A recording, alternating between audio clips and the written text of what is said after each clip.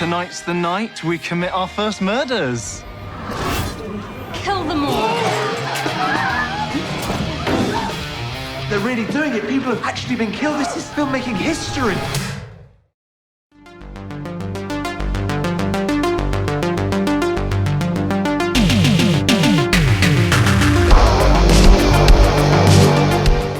We are talking When the Screaming Starts. And this is directed and co-written by Conor Boru.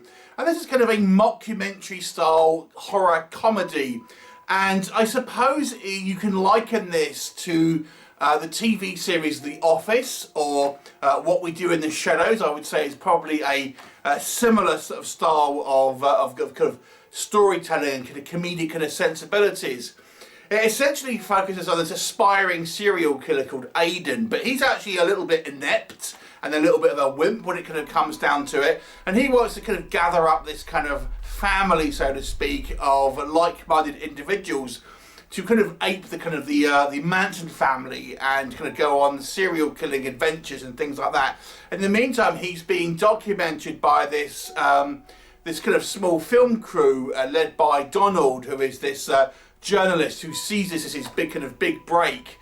And obviously we go through the kind of the making of this family, so to speak, gathering kind of recruits, the interview process, so to speak, training, and then obviously they're going into their kind of actual in the field, so to speak, actually to a slaughter, and what happens afterwards. Now, I'm not going to go any more into details in regards to plot, because plot is relatively slight here.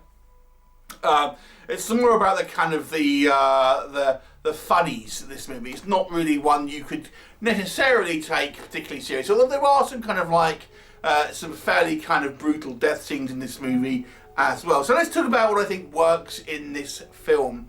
So like I've said, it is kind of reminiscent of properties like The Office, like What We Do in the Shadows, and there's been a few kind of mockumentaries here and there.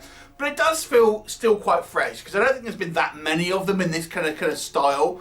And if you kind of have a darker kind of sense of humour and you were interested in things like serial killers and true crime, horror movies and things like that, a mockumentary which is kind of aping those kind of interests may be of, I think, interest to many people. And if you like that British kind of style of humour, as I said, this kind of quirky, irreverent kind of style of humour with awkward kind of moments and things like that, then I feel like you might kind of get a bit of a fun with this one. And the movie actually, the first half of it, I would say, is the funnier half.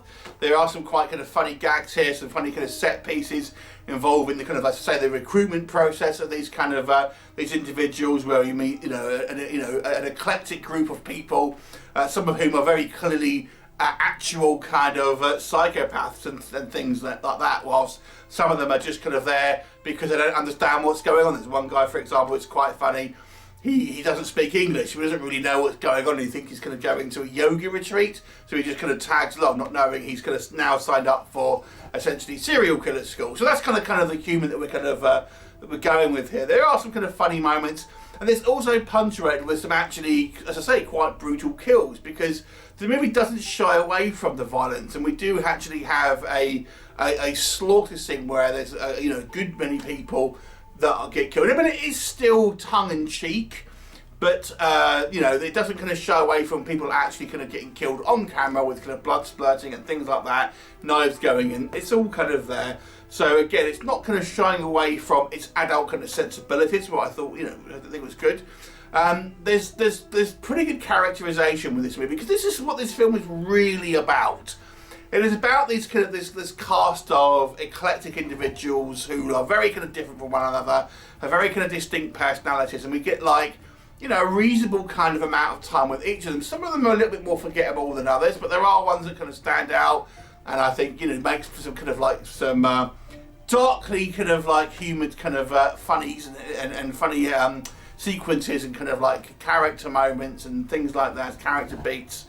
For example, Aidan's girlfriend is this kind of morose individual who's just obsessed with death and wants to kind of photograph and everything. And she's always got this kind of blank stare in her face, and there's kind of a little bit of a hint of attraction with kind of other kind of female recruit, Amy, who seems to be the most psychotic of all of them. So there is some kind of neat little character moments that I thought were kind of quite fun. And yeah, some of the jokes are quite funny, and it does have a little bit of commentary on some aspects, like kind of leadership, taking kind of responsibility, things like this, blame culture. So it tries to be a little bit kind of topical as well, without kind of being too type of, you know, hit you over your head, things like that. I thought with the performances, again, they're playing with tongue-in-cheek. It's not meant to be a dramatic movie as such, so that there are a couple of, as I say, bits where it's a little bit more serious. But for the most part, everyone is still somewhat kind of believable, and you kind of have that cringe humour and those kind of like those long, awkward silences and things like that. Where I think the director here does a good job of kind of like just staying on the jokes long enough to kind of make them effective and things. Okay, so what doesn't work?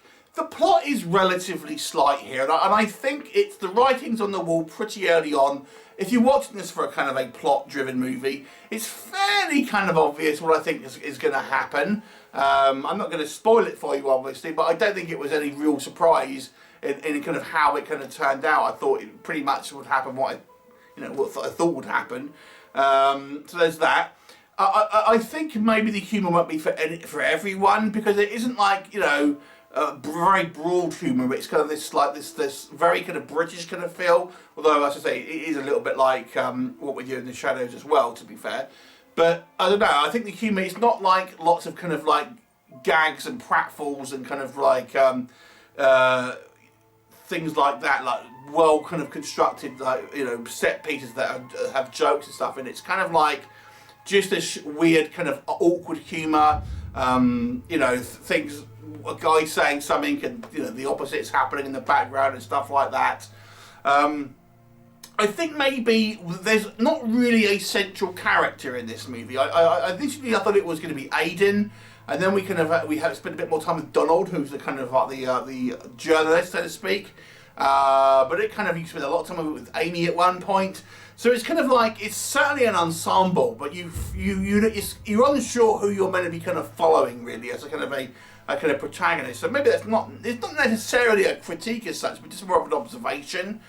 I mean, there are some things here that I think it kind of like could have done a little better. I think maybe the writing would have been a little bit more subtle. For example, all of the male characters are kind of goofs, whilst all of the female characters are a lot more efficient and you know, have their crap together, if that makes sense. And it's just like, it would have been nice to mix it up a little bit, because it just seems there's that typical kind of you know, trope that we see in movies, that writers seem to be unwilling to kind of like make female characters seem inept or bad or anything like that. They've always got to be pretty kind of like on the ball and kind of like all business and stuff like that, whilst the male characters are always kind of you know, the butt of the joke, so to speak. And I don't mind a degree of that, but it just seems to be all of the male characters are kind of goofy in some way or another, and all of the female characters are a little bit more, have their shit together, so to speak. So it kind of, if you're in, you know, if that kind of thing bothers you, then that is present in this movie as well.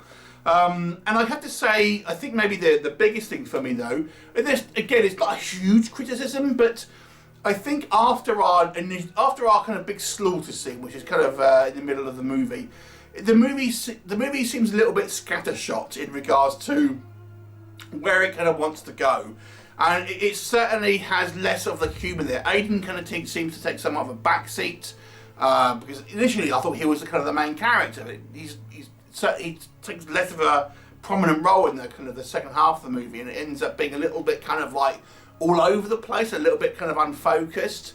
And like I say, I think the where the plot goes is fairly obvious, to be honest. But a lot of this is going to be down to the type of humour that you like. I mean, The Office is a big show, and it's obviously very, very popular, so there clearly is an appetite for this kind of sense of humour. It does feel a little bit, I mean, the Aidan character, I've got to be honest with you, it does feel a little bit too much like David Brent, or the American equivalent that's played by Steve Carell. He just feels like it's a little bit too derivative of those kind of TV shows, to be honest with you. But it's still a somewhat kind of a fun watch, still a quirky offset to kind of horror comedy with a, you know, certainly a dark sense of humour for those of you who enjoy that, but still has a relatively bloody kind of kill scenes in it as well. I'll give it a 6 out of 10. It's kind of like, it is a little bit of a different flavour for many, so I think you'll probably enjoy it. But I don't think it's a classic, to be honest, but still an above average movie. 6 out of 10. Have you seen it? What did you think of it? Leave me a comment and I'll look forward to seeing you next time. Bye for now.